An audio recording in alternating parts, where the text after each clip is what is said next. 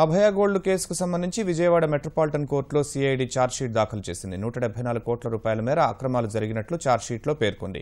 12 మంది డైరెక్టర్లు, ప్రమోటర్లు సహా 26 మందిపై అభియోగ పత్రం దాఖలైంది.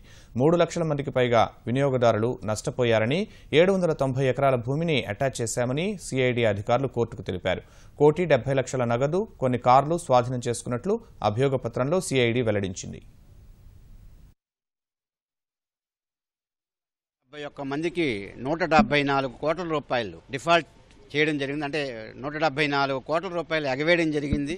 ఈ ఆస్తులన్నీ అమ్మగా వచ్చిన డబ్బుని డిపాజిట్దారులకి కోర్టు ఉత్తర్వుల ప్రకారం చెల్లించడం జరుగుతుంది. ఇంకా దర్యాప్తు కొనసాగుతుంది. ఇంకా ఏమైనా ఆస్తులుంటే ఆస్తులను అటాచ్ చేయడం జరుగుతుంది.